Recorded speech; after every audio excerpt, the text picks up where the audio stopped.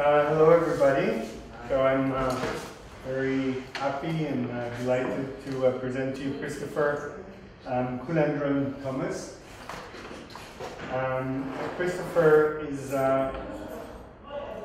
studied on the MFA in art and fine art at Goldsmith, and he's had many solo exhibitions, which include Banner Repeater in London, a show that's in 2012, a show at Coppa Tuscany Zeitler in Berlin this year, another show at the Mercer Union in Toronto this year also, and a show next year in Amsterdam at Bolzever Nispen.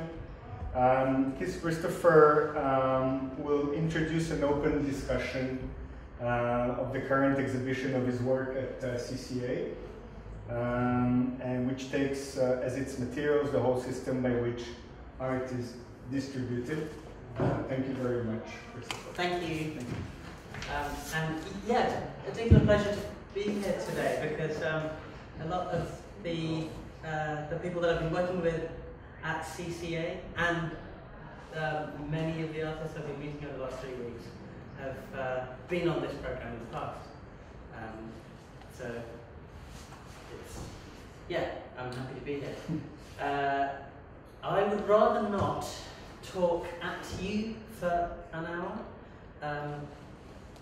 mostly because I think I'd find that boring myself.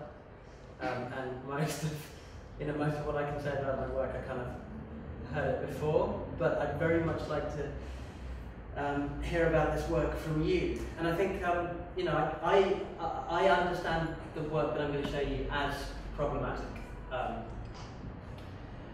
and I would very much like to discuss these problems with you.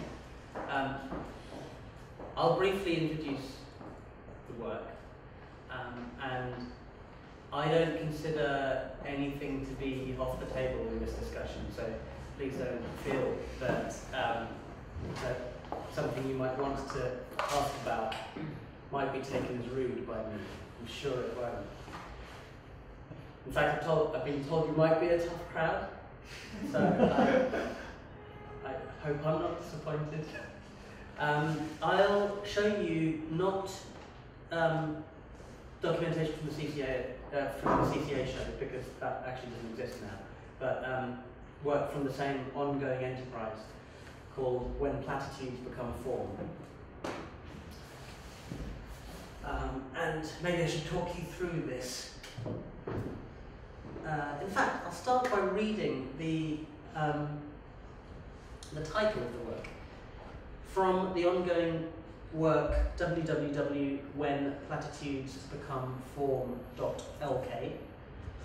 The materials list reads Acrylic, Polythene and Dawn 2010 by Jagath Ravindra, purchased from Saskia Fernando Gallery, Colombo, Sri Lanka.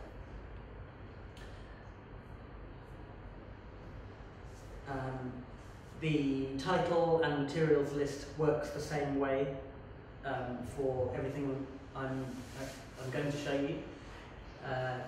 This particular piece contains a sculpture by Jacob Birasinger, which I have incorporated into my work by adding pink fluorescent, pink expanding foam and plywood. All of that is contained in a one-way mirrored vitrine, the bottom of which is lit with fluorescent tubes. So you can see kind of from all the way around, you can see into this vitrine, but you can't see out, you just get this kind of infinity reflection.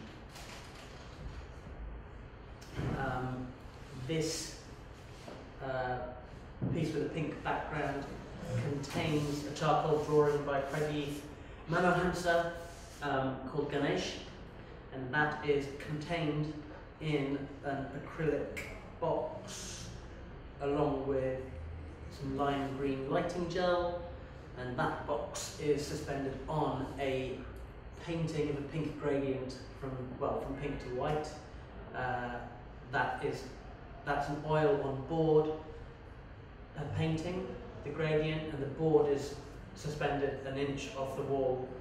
You can't actually see it in the documentation, but the back of the board painted green, so it casts a sort of green shadow in behind it. The drawing by Pradeep Manohamsa was also purchased from Saskia Fernando Gallery. And in fact, I think a lot of the works I'm going to show you contain artworks by Sri Lankan artists represented by Saskia Fernando. Saskia Fernando was the first contemporary art gallery, commercial gallery in Sri Lanka. And that there wasn't ever a context for art that was called contemporary until the genocidal end of the civil war there in 2009. And since 2009, the economic liberalisation of Sri Lanka has brought with it contemporary art. And it's the first generation of Western-style white cube commercial galleries. Saskia Fernando leads the pack. She was first, and she's really kind of pioneering this shiny new concept called contemporary art in Sri Lanka. And I guess what contemporary means in this context is actually from the Western art historical canon, as opposed to traditional Sri Lankan art. But I think possibly that's what contemporary means anyway now.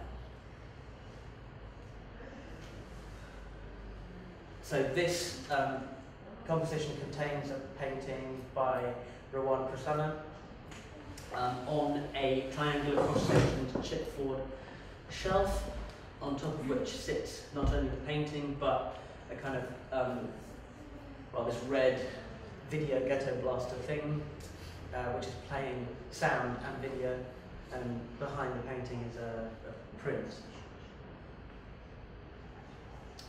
This is a 4-screen video. This is my video based on a sculpture by Arun Senanayake. It also contains other footage. Maybe I shouldn't show any more at this point. Maybe I shouldn't say any more either. Maybe you may have questions. And I mean, I don't think that that I'll stop talking now. I'm sure I'll talk plenty, but I'd like to hear from you too. So, does anyone have any questions at this point? I have a question. Mm-hmm. I wanted to ask about the purchase of the works from the gallery. Yeah. Do you purchase them yourself from your own money, or is it part of the dynamic of the whole work, or is it a grant? Did you make the purchase of the original works from that gallery part of the process of how you dealt with the work, being an artist buying an artwork from another artist and making an artwork with it? Yeah, so shall I just tell you how, Yes. how I do it? Yes. So I buy the works not from the artists directly, but by the commercial galleries that represent them in Colombo. I have no personal relationship with any of them. And I buy the work outright and then incorporate their works in my work. And it's kind of part of the sales agreement that I can exhibit the work however I want. Is there anything that... No, sorry.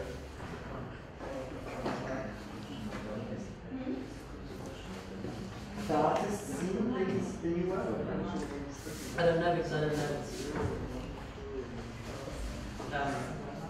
I mean, their galleries should have, because I haven't kept any. So you've heard no response from the gallery or the artist? No, I mean, they're quite enthusiastic about me continuing to buy their work. I've got a good client. Have you shown in Sri Lanka? No, and I guess I don't think I can because there isn't. There isn't a context for my work in Sri Lanka. I'm only able to do this because there isn't a context for my work in Sri Lanka. And I guess this, simply it's a case of translating what counts as contemporary in that market into what counts as contemporary in my market, I guess, and exploiting the difference. So I will only be able to do this work as long as there isn't a context for this worked out. I wouldn't know where to, how to do it.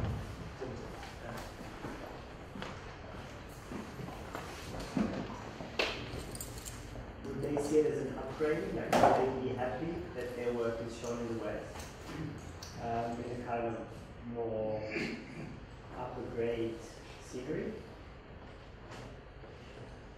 I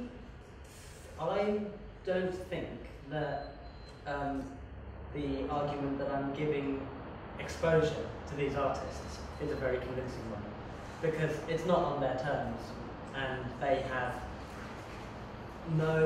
they have very little agency in my exhibiting of their work.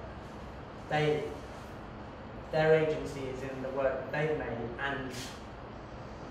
and sold, right? In the same way that if you bought my work and showed it somewhere without me being part of that process, I don't think that I could take much credit for that. Can I ask about the process of creating like an object out of these things? Like, do you buy a piece and while you buy it, you think what you're going to do with it, or you buy it and have it stored and think later on? Like, could you take this Ganesh and just put it in a different context? That's as much. I did. Yeah. In terms of my actual process, quite often I don't know what I'm going to do with one of these artworks from Colombo when I purchase it, but through spending time with it in my studio, I figure it out. This painting by Ravindra is actually the first painting that I bought, but I bought it like nearly 2 years ago, but I didn't wrap it in this blue polythene and frame it with this pink neon perspex until a couple of months ago. I tried other things with it and wasn't happy with it until now. And I think when it tends to work for me is when it feels weird using a word like sensitivity in this slightly brutal operation, but I think when there is at least some sort of sensitivity, at least to the tension between the work that I bought and the work that I'm selling.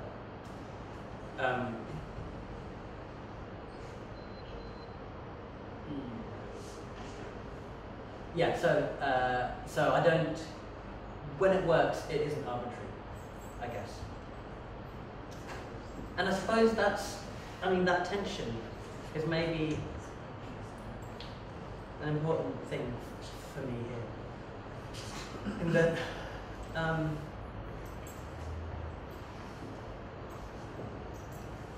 contemporary art offers the potential of remixing across cultures and histories and geographies with equal permission.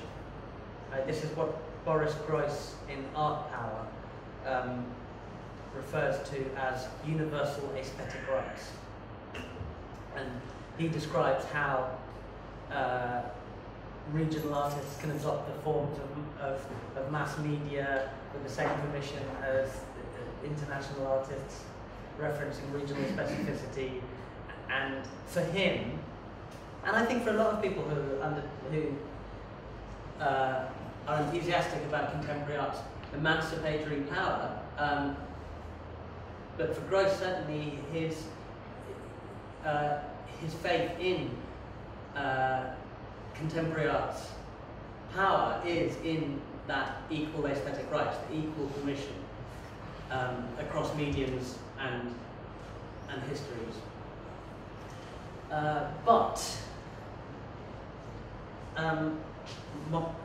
My problem with that logic of contemporary art is the same as I think the problem with the United Nations conception of human rights, which is actually the juridical equivalent of what Boris Groys calls universal aesthetic rights, in that both human rights and Groys's aesthetic rights are based on the idea of universal rights, based on an abstract concept of equality. And that's fine. That allows remixing. That allows the bombing of places without human rights to hand down human rights. But what it doesn't allow is a way to address structural oppression. And so it was actually human rights, the UN's conception of human rights, that gave cover for the international community to avoid intervening to prevent what could be called a genocide in Sri Lanka in 2009. And it was the UN's conception of human rights that prevented intervening to prevent genocide in Rwanda before. So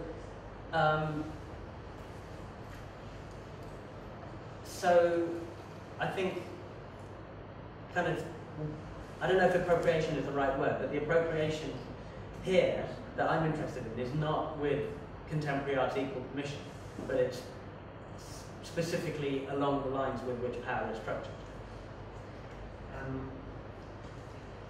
But in a way, kind of the action that you're doing,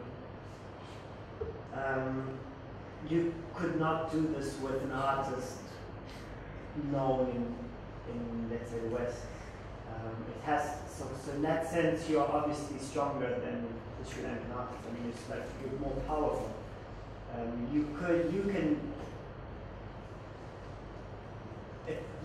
That kind of makes this,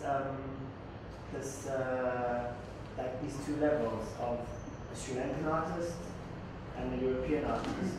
And that if you take the Sri Lankan artist and kind of upgrade it, and then it comes contemporary in Europe.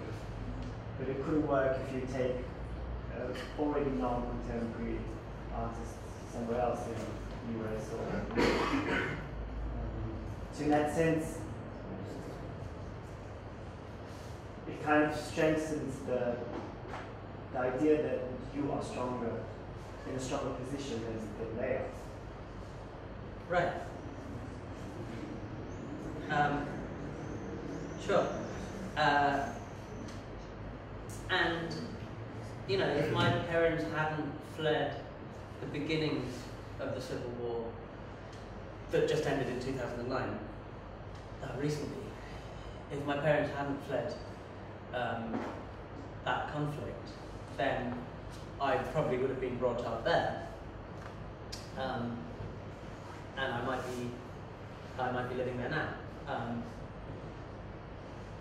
And I guess it's the difference between where my family's from and the context in which I'm working now, that that I'm able to confront through this. But I mean, I think this is just a first-generation immigrant issue to confront, but I wouldn't want to address that through the logic of multiculturalism, through the logic of an equalization of those experiences, because that wouldn't be true to my experience of those first-generation immigrant issues. I think that the way that seems adequate for me to address that is in a way that works through the asymmetric structuring of power between where I'm from and where I'm going. But I suppose what's underlying your question is, I mean, is this, what would you say, exploitative or abusive or what? I mean, it could be. I'm wondering in that sense. I mean, we have these kind of examples of, for example, Seattle, for example, that kind of also questions these power relationships between the artist and the people and where they come from and where they show. I mean, it's obviously a question. It's maybe the question, which I think is more aesthetically. I mean, for me, it's less a question of aesthetics and it's more a question of this power structure. Yeah. Rather than I think the aesthetic action that is done on the painting or on the sculpture is less relevant. It's not so much an aesthetical question. And in that sense, I'm also asking, like, how important is your intervention as an aesthetical approach? But it's clear that you're using vocabulary that is supposed to read contemporary. It's like these type of colors, these trappings of minimalism becoming like commodity. It's part of the vocabulary. You couldn't do that differently, in a sense. Like using that shelf with that boombox, with that thing together, it's like. And like, for example, I asked, what would happen if you would purchase the works and then show them in the London Gallery as your work without intervention? Is there a difference? Well, the documentation that you can see right now is from the show that closed like 3 weeks ago at Prague Tuscany Seidler in Berlin, and they wouldn't be able to sell Jagan Veera Singh's. Well, they would have no interest in Jagan Veera Singh's sculpture here, nor in Pradeep Manohamsa's charcoal drawing. There isn't a market for their work in this part of the globalizing art system. Right here, there is a market for their work. There's a regional market in Sri Lanka. But your action as a conceptual idea of taking the work, purchasing it, and then selling it in the London Gallery, that already changes the aesthetic of the work without actually doing aesthetical action. Yeah, it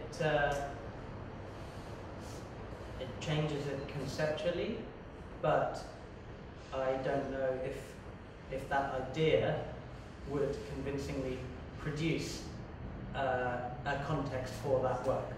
So, what basically, to your point of view, what makes an art piece ready to the Western world?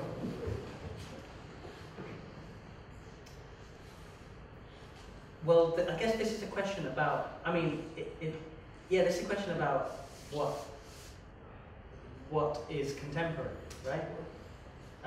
Through your point of view, for air. Yeah, and I mean, that word contemporary, I suppose, has been used throughout the last half century to refer to art being made at the time. But I don't think that's what it means anymore. I think when we say contemporary art, it's a proper noun, right? And it refers to a particular ideological formation, I think forged through the deregulation of financial services in the 1980s by Ronald Reagan and Margaret Thatcher, and the collapse of communism as a viable political alternative at the end of that decade.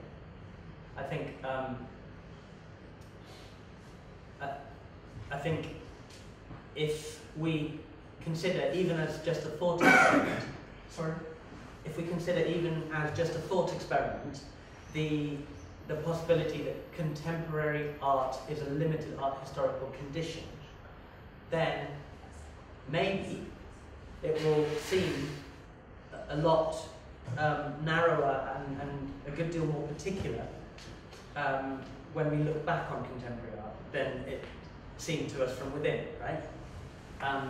And contemporary art produces a particular type of subjectivity, I think. In fact, yeah, I'd quite like to try out an argument on you. So I think this is about Kant, right? I think that the decision that Kant made that reality could only be correlated to human experience, right? I think that, which actually precipitated a 200-year trajectory of continental thought, right? That decision, that Kantian subjectivity,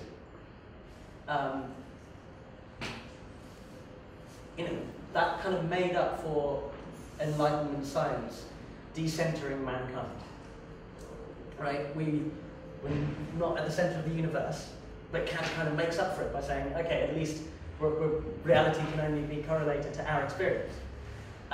So I think it's that is enacted into art by Duchamp with his art coefficient, or the idea that the viewer completes the artwork, right? And when that idea of Duchamp's is taken up in the sort of late 50s and then through the 60s by Rauschenberg and Jasper Johns and John Cage, and then with Warhol's ready-made, I think that's what eventually becomes the underlying invisible logic of contemporary art, which is that the viewer completes the art. But still, you choose to get involved inside the aesthetic process. Yes. Sorry, you mean I reconfigure the work? What do you mean? In a way. Yeah, totally. Because through this approach that you took now, I'm asking myself, like, through the thing that Ariel said before about there's a different stage, different country, different world for those works bring different viewers. And through the approach that you already mentioned, the viewer completes the art process, or so it's really interesting to me to understand why you still, I'll ask the same question because I didn't feel like I really understood, like, what is the motive to rearrange or renovate or put your aesthetic action inside the piece? Yeah. Okay, can you ask me that again in 2 minutes? Hopefully I'll remember the same thing. No, because it's the same question. Like, why bother reconfiguring it, right? I'll remember it in 2 minutes. But I think it's worth finishing the point about contemporary. So that idea that the viewer completes the art, that idea that art is for interpretation, right? That, I think, produces a particular type of subjectivity. Like, it requires a particular kind of viewership. It's a particular idea of what art is for. That it's for interpretation, for our interpretation. Right? And that type of subjectivity, I think contemporary art actually produces and requires the same subject as the neoliberalism that produced it in the same sort of historical period. In that neoliberalism requires a liberated, autonomous individual. That's the subjectivity that Rancière sticks up for with art, right? The kind of the interpretational agency, right? The kind of emancipated spectatorship, right? And so, I mean, I'm thinking about this in response to this question, like, what is contemporary? I think possibly what contemporary is the ideological formation of neoliberalism. And so, in Sri Lanka, there's this kind of accelerated microcosm, right, of how contemporary happens. So, the minority opposition in Sri Lanka was destroyed in really like the most brutal way that I could have imagined. And now the economy is liberalised and it's booming. I mean, Sri Lanka is, I think, the 10th fastest growing economy in the world, albeit from a low level and on a small scale. Interestingly, I think 6 of the top 10 fastest growing economies now are in Africa. But, you know, it's growing fast through economic liberalisation. And it's that has produced this context. And that isn't traditional Sri Lankan art or any other kind of art. That is the Western art historical canon being taken up as contemporary. So, I don't know, what is contemporary? I think what is contemporary is maybe the art of that particular way of organising the world. But why I reconfigure these? Well, because I'm not interested in a conceptual, in a conceptual operation, right? But you had a conceptual operation. You had a conceptual operation. In a way. I don't know. I think it's not. I don't understand this as conceptual art. I understand this as actual. In that it's the actual work that are being bought. It's the actual transactions. It's the whole ecology of how art works, I think. And I think this is maybe one of the most important things I've learned about this by doing this, is that art has always produced its reality, and it's always been produced by its reality. It's always made its world, and it's made its world structurally, right? Economically, societally, hierarchically, in all sorts of ways, as well as spiritually or affectively. And yet we typically privilege only the viewer's interpretation as art's consequence. So I'm kind of interested in actually all of the ways in which art makes reality and is made by its contiguous reality, right? And so the thing that I've learned by doing this work is I've come to understand spectatorship not as the sole purpose of the work, but as a part of its materials. Sorry, Okay. My question would be, in a way, going back to Matan's question, maybe trying to push it elsewhere. Would you say that the artist or the subject producing art in Sri Lanka is a different subject than the Western one? So, what's happening in Sri Lanka now is a rapid Because liberalization. just maybe I'm asking this question because maybe if you could say something about a sort of I don't know how to call it, maybe a disposition that would have Sri Lankan art to be appropriated and reappropriated by Western art. If there is a disposition to do so, it means that there's no such thing as a totally different Sri Lankan subject than the Western one. Mm-hmm. And also, I think that if I follow you all the way, you would say that nothing remains non-subjective in the autonomous definition, Western definition of the subject, as you said.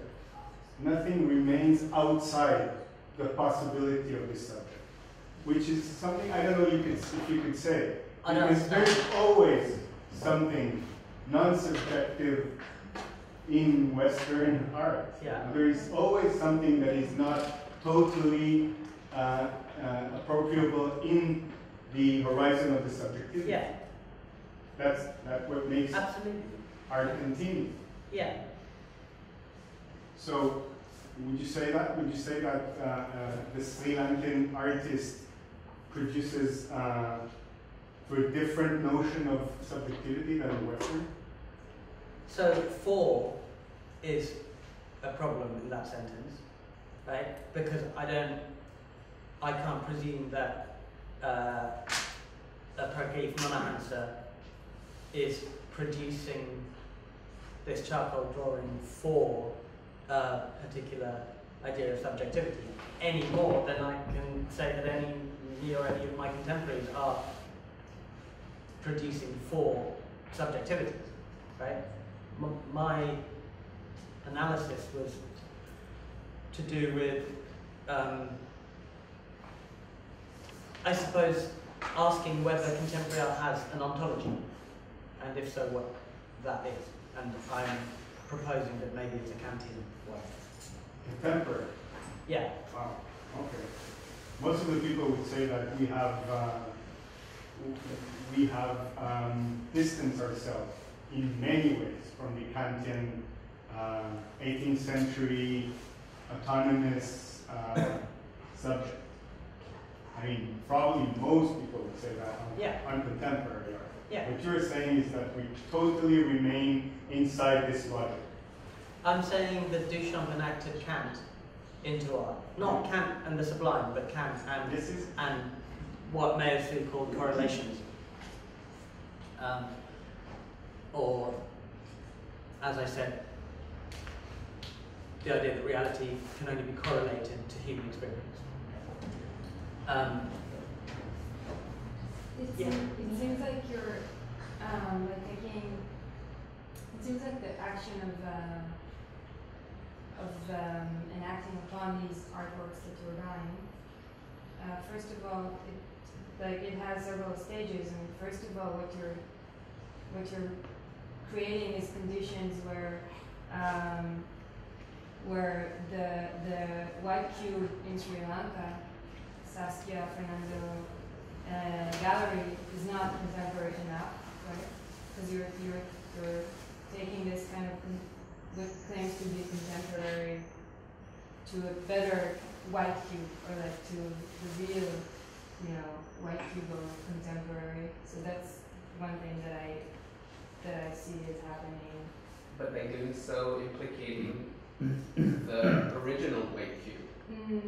Yeah, but also degrading the Sri Lankan white cube. Like, it seems like only now you can do this, because in several years from now, if the market is going up so much as you're saying, then it really will be, you know, the same kind of art, white cube gallery scene there. So now, like only now it seems like the conditions are right for this kind of action. Also, I also don't really understand the question of why to perform art on these art. No, I didn't ask why. I just wanted to know, like, I don't think that there is no place for doing it.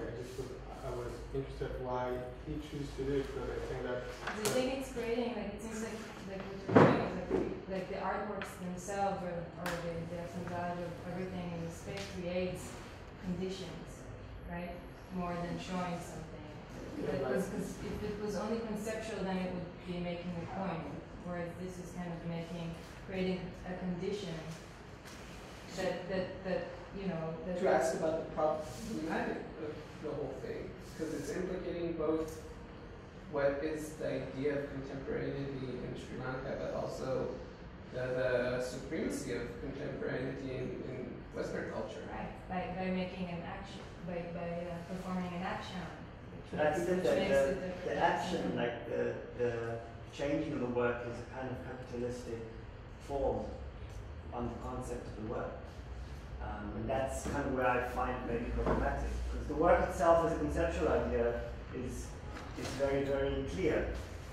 And then changing it, as you say, to make it more aesthetically keen for the Western clients is kind of imposing a capitalistic view on the artwork, which is coming from a different place.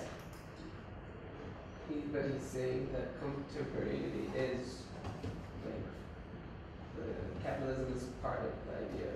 Neoliberalism is part of the contemporary idea. Even though I don't think that there is an option as a person who came from capital world to regarding to the question that you asked, what will happen in a few years when Sri Lanka will the price will rise, and then it will be just the same as capitals, but they will always look through a peripheral point of view, through a peripheral approach. So I don't think that it's a question if money might bring society into a stage to go out through the peripheral point of view. Do you know the periphery is the new center? The periphery is the new center. Maybe Incorporated. I have like a question as an art student. I'm interested in what you were doing before this. I was doing my MFA at Goldsmiths. So this started after This type of project? No, this type of work started in my final year at Goldsmiths. And before that, I was, I suppose I could show you. Do you know what? Can we return to this in like a little bit? Because there's quite a few things that were said just now about this. So maybe we can talk about this a little bit more, and then we can rewind. I'd like to ask maybe the last question. Do you think would be legitimate if I would do this with Sri Lankan art, or is it only because you are of Sri Lankan origins? Is it kind of like, you know, the cliche that only a Jew can tell jokes about Holocaust? Yeah. I'm not presuming that it's legitimate that I do this, so I'm not prepared to make any judgment about you doing this. I don't know why you'd want to though. And for me, you know, this came out of not only a discomfort with the visual culture of where I'm from, but also discomfort with the visual culture in which I'm working now, right? And it cuts both ways. I mean, what some people have picked up on as, I don't know how you described it, but it's like, I mean, yeah, you said something like it's something to do with the inadequacy of of the context in Sri Lanka, like it's not contemporary Yeah, enough or something like that. degrading the right? the Sri Lankan But- white cube. Yeah, but I think if there is any like humor or whatever, you understand it as condescension or whatever. I don't know. If there is any satire, it cuts both ways, and I think you know, probably more towards the recurring tropes and vacuities of my contemporaries. Yeah. Right? So I think that's why reconfiguring the work is important for me. One, because like that's where the tension. yeah, that's the thing. That's where it is for me. It's that process of being able to translate one, like, what counts as contemporary in one sort of remote or far-flung corner of the globalizing art system into what counts as contemporary in sort of my place at the, you know, heart of like art imperial power or whatever, you know, in the kind of like, and my discomfort in relation to that, and that's kind of that's the bit that's important for me, is making what counts as contemporary in my context, and yeah, I mean that ends up being a sort of archaeology of the contemporary. That sort of that way of coming to terms with the context I'm working in, right? That's the bit that's important, and I don't think that, well, it's important for me. I don't think that there will be a time when the contemporary art market in Sri Lanka is equal to the. I think contemporary art would have come to an end before that. I think art. I think what we're doing, we would have moved on from, or would have crumbled, or been dismantled before then. Do you really think it's because of the territorial approach? I'm sorry? Do you think it's because of the territorial approach? No, not because. Well, not exactly because of that, but because. Well, I guess this is a big question now. Is, have we reached the end of the road of the neoliberal project? All that side? Have we reached the end of the road? Has neoliberalism reached the end of the road? Right? And I want the answer to be yes. and I think it is yes. In that, neoliberalism is only being kept alive economically in Europe by the German-led austerity consensus, which has economically failed. There's no economic argument left for the idea that you can cut your way out of a recession. All that's left is sort of quasi-religious belief in free markets. But there've always been two ways out of a recession, right? To cut your way out or spend your way out. And FDR spent his way out. Clement Attlee spent his way out. Okay, there was a war and stuff as well, but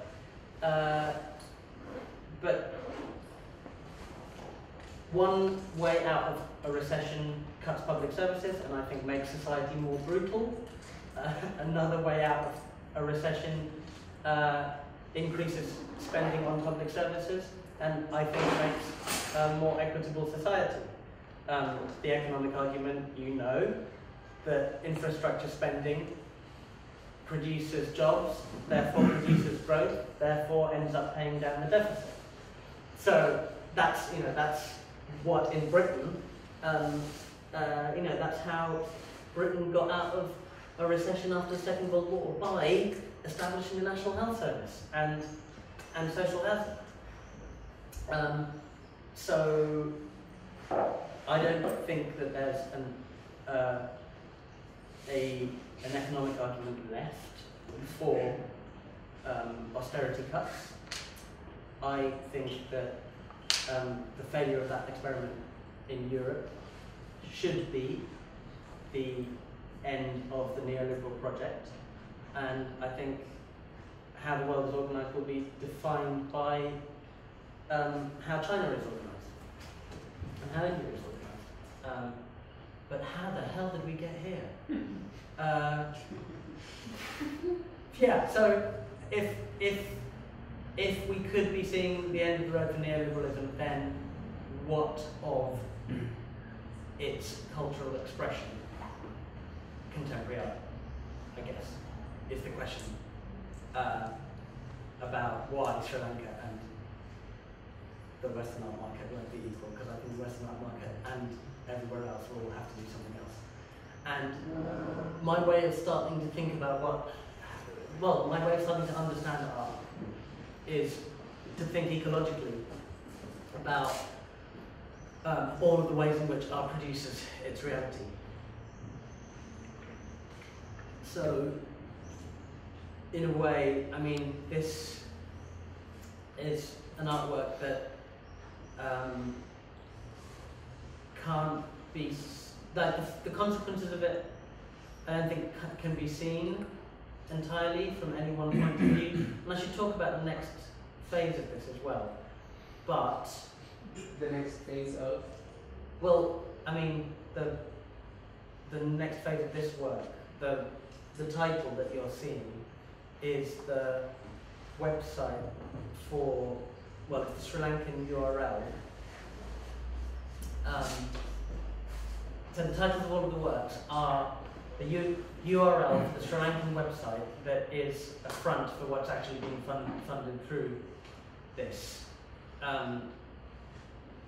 And how that has evolved.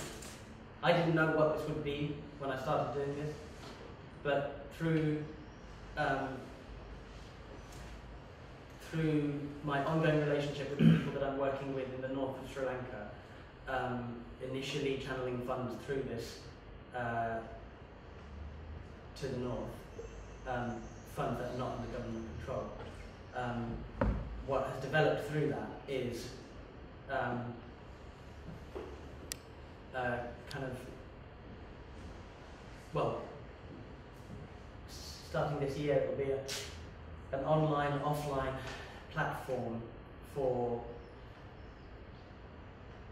collaborative filmmaking based on Augusto Boal's methodology for forum theatre, which was developed in the 1970s, and it's an improvisation methodology whereby communities in difficulty figure out ways through those difficulties by devising scenes that are then replayed again and again, with the audience exchanging roles with the originators, so you get all these different ways through the problem. In fact, I said audience, but Boal wouldn't have thought of an audience. He would have thought of spect actors. And this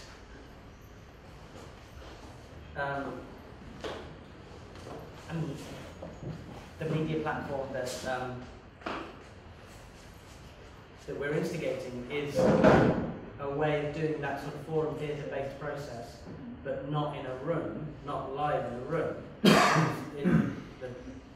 trouble in Sri Lanka now is that Tamil solidarity has dispersed throughout the diaspora after 2009's after 2009's war crimes. So what we're doing is instigating a way for that sort of forum theatre-based process to happen in a geographically dispersed way. So the first workshops will be alongside the next institutional exhibition of this work at Mercer Union in Toronto, and that institution is right in the neighbourhood where a lot of Tamils have fled to. So those workshops will produce scenes that are uploaded,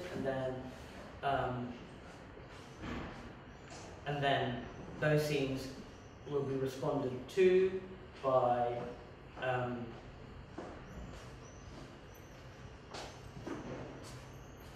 communities in other parts of the world, and eventually, I mean, like my ambition for this is that it will be a sort of open source tool that can proliferate wherever it's useful. I don't like talking about things that don't exist yet, so it's a bit weird talking about something that's in development. But I think it's worth talking about this because it's because for me this media platform is structured in the same way as the gallery-sided part of this work, in that it addresses, it works through the asymmetric structuring of power, right? And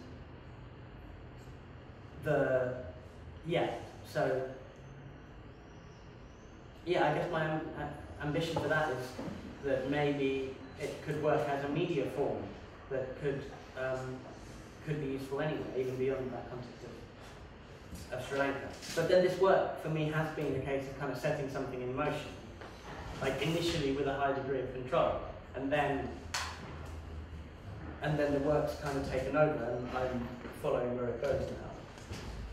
Funding, you mean by selling these objects?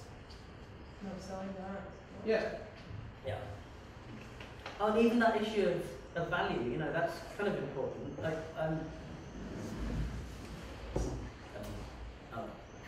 I'll talk about that with someone else. The value is in the Western market? Yeah.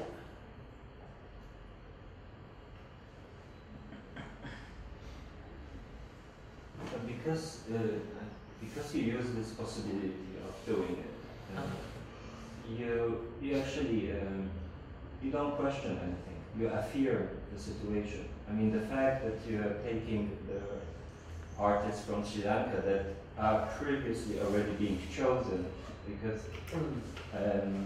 I think that also the way you have chosen the work itself, it's a kind of, let's say, fitting into the Western galleries more than, for example, work that will, for example, in a way picture ethical problems in Sri Lanka that might be not easily appropriated to the Western viewer. I mean, I'm just questioning where, because part of the contemporary for me is to question, and here I have actually affirmation, because you wanted to test this global kind of transportation now from Sri Lanka, let's say, to Western world. So why actually art? Why not, for example, take a horse from Sri Lanka and put it into the English, English landscape, into the racing tour, for example? Why is it necessary to do it with art? And also, you said that you don't have an emotional connection with the people that you have chosen, or that you don't know them.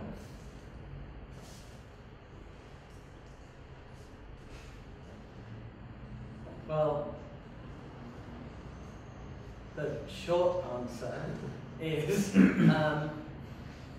because I am really interested in art, and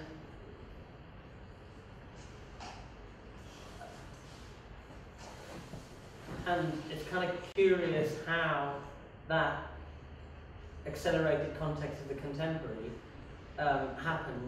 is happening in Sri Lanka in the wake of the war crimes required to establish the economic conditions for it. Engaging with that was the way that I found of confronting,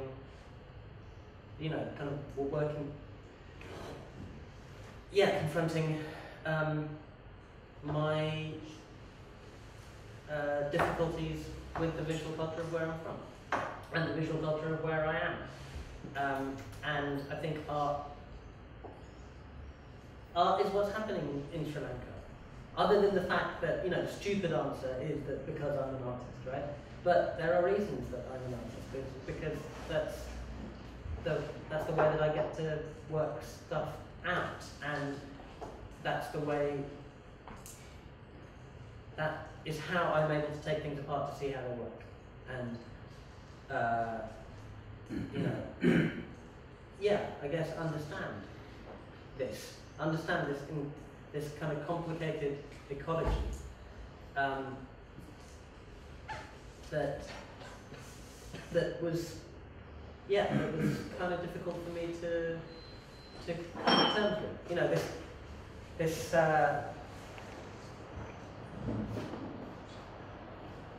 yeah, I guess just this. But did it answer some questions that you had, or what is the outcome? Let's say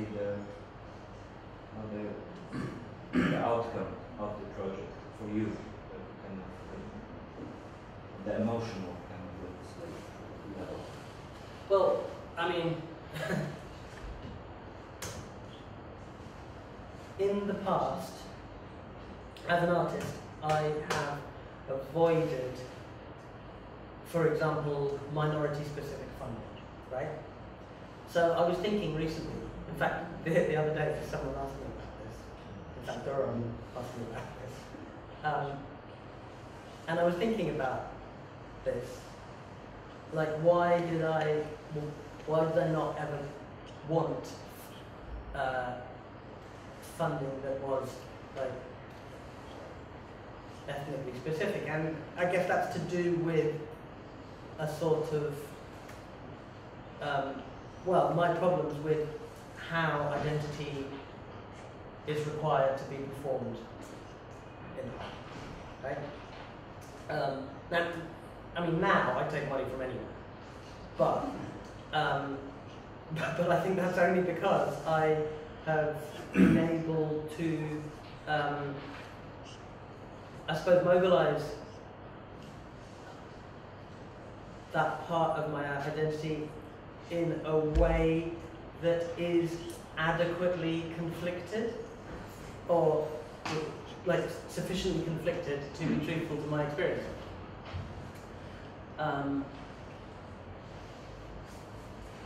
Yeah, why art? That's, I mean, because art has very quickly in Sri Lanka established itself, just like everywhere else, as the highest benchmark of connoisseurial consumerism. And yeah, there's this big art boom in Colombo. I think it's a pretty good way of understanding how globalization is happening. Actually, I think there would be more. I don't know much about the international trade in horses, but I think this is a pretty good way of understanding globalization, because the north of Sri Lanka has been fucked over by globalization.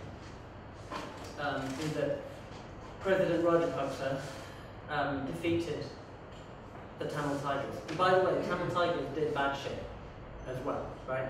I'm not saying that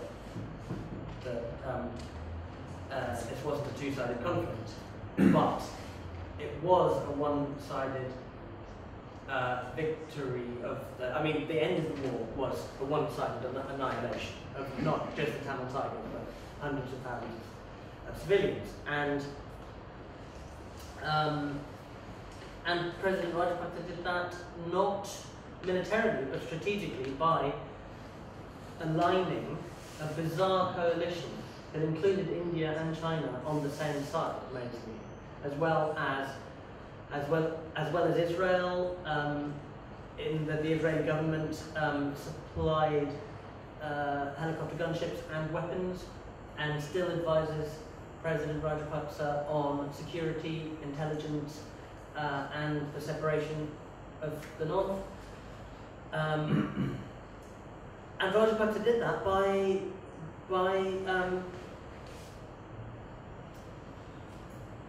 manipulating international interests in Sri Lanka. The Chinese government wants a secure shipping route for its oil from the Middle East. India can't allow that, so Rajapaksa allows China to build a naval base, India to build a shipping port, and through kind of playing these warring giants with the United States trying to find their place in this as well, and the Israeli arms industry in the mix. Rajapaksa was able to conquer the country now with total power. His opposition in parliament worked for him. He's doing massive infrastructure spending with money from Chinese banks to give contracts to Chinese companies, of which he gets a massive cut. This is all on the internet, isn't it? Yeah, he gets massive cuts so that he can buy elections, buy his opposition, and produce, not that this is the purpose, but produce economic conditions that contemporary art is happening in now. And that's changing, that's part of how society is changing there. I think Sri Lanka, this is like, I don't know, the question why art, for me, I didn't ever think about horses. That's kind of what you're doing with these works. What if your viewers don't understand your maybe critical, cynical point, and then it's just part of exactly what you're kind of criticizing? You're doing the same power, economic structure on these works as the government. Am I? Can I ask? Am I? Really? Am I? Is that what it is? No, it's not what you do. What am I doing? I think your work is really actually personal, and the thing is that it's like this whole talk, because of the action, a bit, it's a really, really huge point in the work, but it's a bit like the distracting, because you have like, I see it as if you go, and it's like you take these artworks, which is also from personal kind of fascination that you have, and then you create. It's like material for you to create this kind of composition with which you do with your. It's not like the pattern of contemporary art. You do have this your touch and your decisions, and it's like, I don't know, like the choice and the way you deal with it is like really personal, and it's like this conflict is like what I feel from the work is the conflict of you. You're not like critical. The action is maybe political, critical, and you can talk all these things, but in the base of the work, it's like there's something more like trying to create this combination of your history and your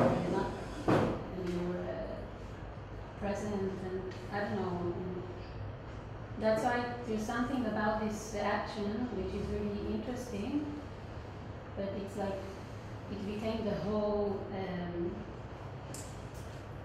topic of the conversation, while there is also the work itself, which might be really interesting. From the images I see, they look seem interesting, and they have. Someone else would do completely different stuff. What is the personal point of view you're talking about? The conflict, his conflict, but his personal conflict, right up, because you said your parents went away from Sri Lanka and you grew up in Britain. So this thing, it's like from a personal point of view, but maybe waves. And this personal point of view, for me, it seems like a bit of funny. Like it's not taking it too seriously, because you're not like having a very I don't know. It's funny because the things you choose and how, I mean, there's something subtle about it. I don't know. You could have done it differently, and no, but I think you do it good because it's subtle. And I don't know. Maybe you want always the conversation to be only on the action, but I think there's like more to it. Maybe it's a bit not seeing the work itself. Yeah, how is it not personal? How is it not personal? No, I wanted to understand what does she mean when she says personal. From my Visually, you mean? No, I think that every action that we do comes from a personal choice and approach. But still, like, I was asking, like, it seems to me weird to ask, like, question of personality through the word, because those works made by certain artists, and then you ripped them and took them to different states, yeah, and it's like ready-made. and but you still chose to rearrange the matter in a way. So this is a personal act, but when I asked you about that act, you said things about the resemblance through the UN and all kind of approach that is not personal. It's like it's political and it's global. So that's why it seems to me pretty like interesting to understand why how does she sees it as a through a personal approach, and I would like to ask you the same question. Yeah, what is personal through your eyes more than every action that all of us do, which is personal actions? Yeah, but I mean, and I'm not asking. I understand this as completely personal, right? In that this is how I am able to figure stuff out, right? By playing it out like this. But I think it would be inadequate to understand what is personal other than like globally politically situated, right? That's, you know, like how else am I to understand, like, you know, my own issues with identity? That's part of the issues of globalization. Thank you. I think I'm sorry? I just think we should stop unless you have some more things to say. No, because I thought like that was a really great point for you. Well, that depends how we are doing time. It's 8:05. How are we feeling? Do we have burning questions? We have we have quite extensively answered the questions that we asked a few times. Okay. So I just don't want to put you in this spot. But if you want to continue, it's my pleasure. I'm happy to continue, but if you've had enough, then No, I'm happy it's just like sense that again, these questions have been answered a few times. Do you have the video that you put on 4 screens? No, but actually there's a version of that in the CCA show. Okay. I think that's the only thing that is replicated, and it's not replicated. It's completely there's like a 12 screen. In this future website that will what you described before, do you imagine it showing the means of funding in it, like the artworks will be there as well as part of it? Or? I don't know. And my interest in the next evolution of this, which is this online-offline media platform. My interest in that is maybe to set something in motion that doesn't need the context of art. And yeah, so I don't know whether it should even be recouped in the context of art, recouped in the gallery. I don't know. I know in the first instance, the art audience will be important in providing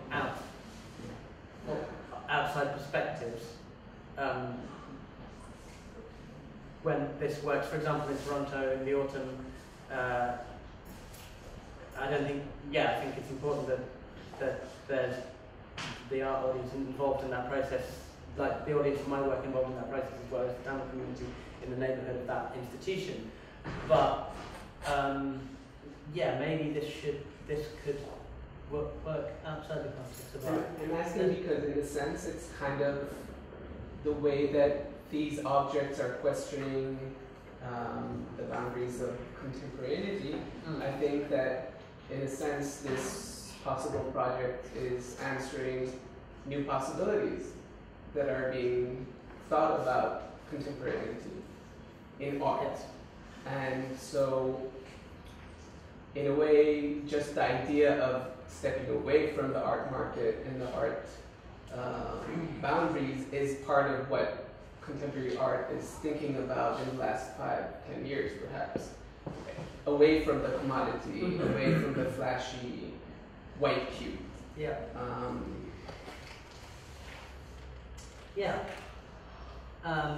And I'm particularly interested in the possibility of art happening through non-art processes. Right? I don't know if you come across this guy David Robbins. He wrote a book called High Entertainment and another one called The Velvet Crime. And he was teaching at the School of the Art Institute of Chicago. He taught a lot of the artists that coined the term post-internet to refer to the network condition of art and an interest in the physical manifestations of network culture now that the internet is no longer a technological novelty but a kind of banal reality of everyday life. So, he has kind of indirectly had a lot of consequences for a shift in the understanding of my contemporaries from locating art in its kind of production or something like that to locating art in its circulation. But David Robbins' proposition is one that is really interesting to me, and it's to reverse the logic of the ready-made. So the ready-made takes non-art into the frame of art, and what he proposes is to take artistic operations outside the context of art into non-art processes. And by outside the context of art, it doesn't just mean outside of the gallery, right? A public intervention just creates the context of art in public. I mean, he's actually outside the context of art. So I'm really interested in kind of what would be left of art on a level playing field with branding or business or government, right? I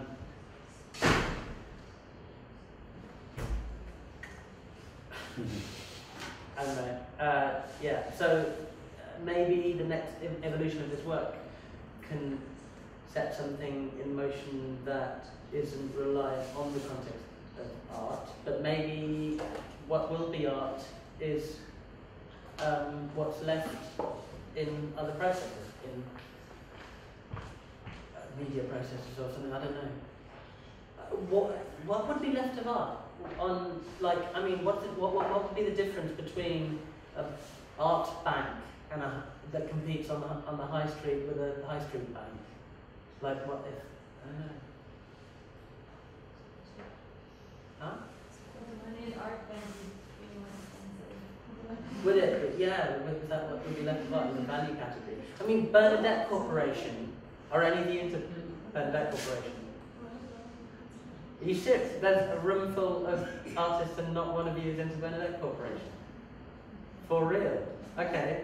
Well, they've got a retrospective on now at the Institute for Contemporary Art in London.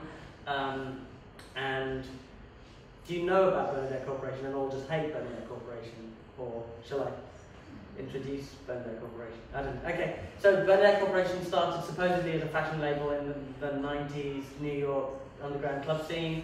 It was always kind of art, but they presented themselves as a fashion label. And I'm interested in this decision that they made in a different way now to how they made it then. Back then, they sacked the guy that wanted to make Bernadette Corporation successful as a fashion label. Because for them it was an artistic proposition. It didn't need to work commercially as a fashion label. I think error, because it's more interesting when the same people involved made that decision in the opposite way with Rena Spallings, which is a commercial gallery in New York.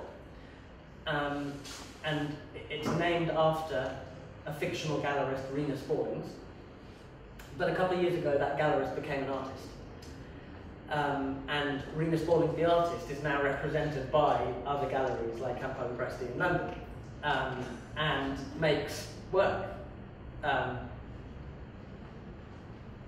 And so Rena Spallings is art, but it is also a functioning business, right? And with very real responsibilities to the artists that the commercial gallery represents. So what's the difference between Rena Spallings, the gallery, if it wasn't art also, and Rena Spallings that it is art? I don't know. Like, what would be left of art on that level playing field with non-art processes? I'm not sure, but I suspect that it would be discursive space. And that discursive space is a bit like what democracy was meant to be when we were into the idea of democracy. I think you're into the idea of democracy here. In London, no one talks about democracy. But, you know, what happened to that idea? I don't know, but like, well, we don't do nation states anymore. Or the power of nation states is dwindling. In relation to the power of social networks, for example. And our most ubiquitous social networks are ones that present democracy in a particular way, which is a kind of neoliberal idea of being able to remix identity and history through the market, but are also completely unaccountable.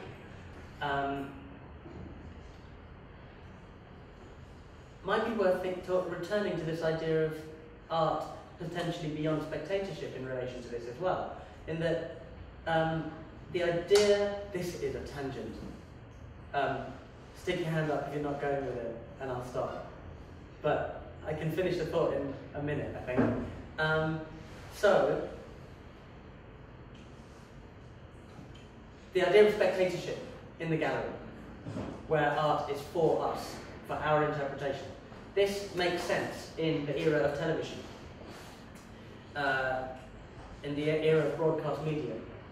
In the TV was for us, cinema was for us, right? It's for us to look at.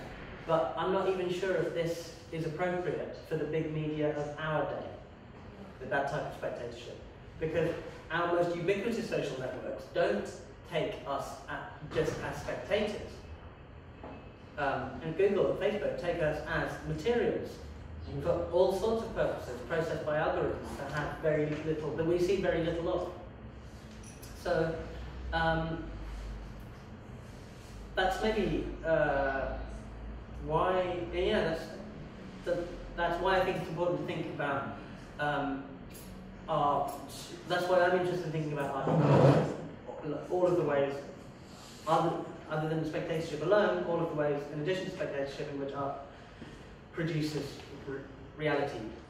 And art now is globally networked, in that most of the art we see is probably on the internet. Most of the shows I know about are in my inbox. So So, I think I've come to the end of that thought. Where was I going with that? I don't know. Yeah, so the network condition of art, I think, produces its world. Nah, that's enough of that thought. Anything else? Any random option for a random question? Yeah, Each answer in a band, recording online, and you're part of a collective. Or, Do you want to sing psychoanalysis? Yes, That was please. your question. Yes. Okay. Oh, do we have sound on the? Yes. Thank you. Okay. So this is.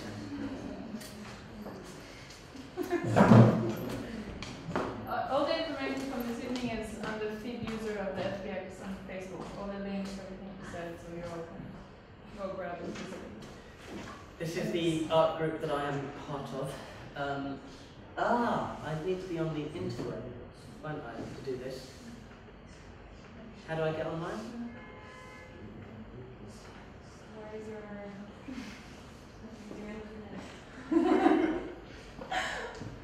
Oh my god, I've escaped the internet. Amazing. There is no. Oh.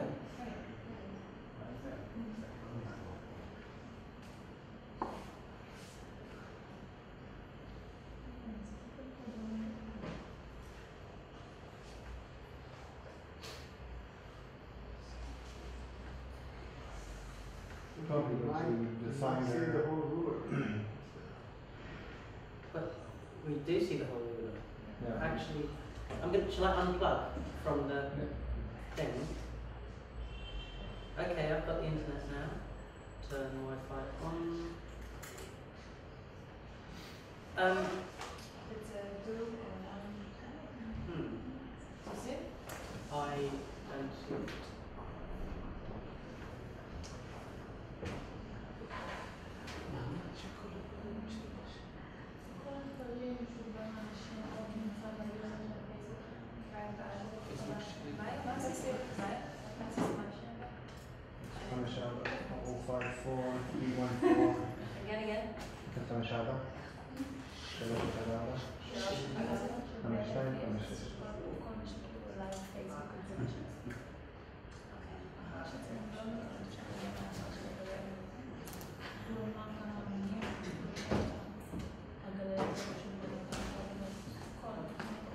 Thank you.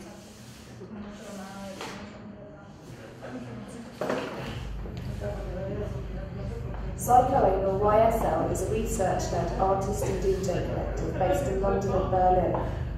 It was founded by Christopher Thomas, Benjamin Orlow and Joey Holden, who began working together whilst on fine art artists in London. Wherever they find themselves, they use hypnosis form, exaggerating the recurring excesses and basically there's art scenes, which is entertainment spectaculars, more like art than art itself. Psychoanal YSL produce a sort of prosthetically hip mega art, implicating their audience in art's most powerful and monumental aspirations to transform the world. Psychoanal YSL have a hunch that contemporary art will turn out to be a limited art historical period that will come to an end sooner rather than later, requiring a paradigmatic shift as fundamental as the end of modern art. The group's exaggerated anthropology of the contemporary suggests that looking back, the contemporary genre might look great to the viewer. For this exhibition, however, visitors found themselves in a foggy abyss, enveloped in a disorientating smokescreen of atomised cliches. Hazy infinity seemed to stretch in every direction as a monotone bass sound filled the air, occasionally building a festival of protest we saw erupting in the West on the detention of Ai Weiwei. Their exhibition in China, entitled I Did It My Way, responded to the festival protests they witnessed in the West following the detention of Ai Weiwei, and provided an urgent commentary on the precarious ethical myths that art enacts in order to sustain an old world order. For the British Council's sculpture that comprises of experimental technologies developed by physicists investigating dark flow. The sculpture will gently supporting assumptions in sense of the end of history. Perhaps we'll see that contemporary economic powers. Just as the universal dominance of capitalism brought modern art to an end, so might the fall from dominance of the West bring contemporary art to an end, and it will be up to arts visionaries to instigate the art of the future. That's Joey. Will YSL's ability to stimulate debate. So yeah, we're recording an album, but we're a bit shit. Shows. The Emaciated Spectator in East London took its name from a play on the title of Jacques Roncy.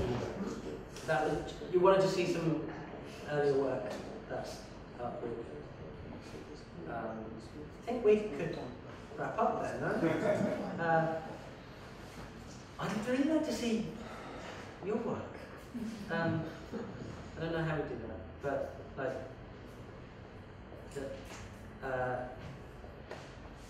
maybe I can see some people's studios. Maybe we can go for a drink. I don't know. Anyway, I'm going to stop talking now. Thank you. Thank you.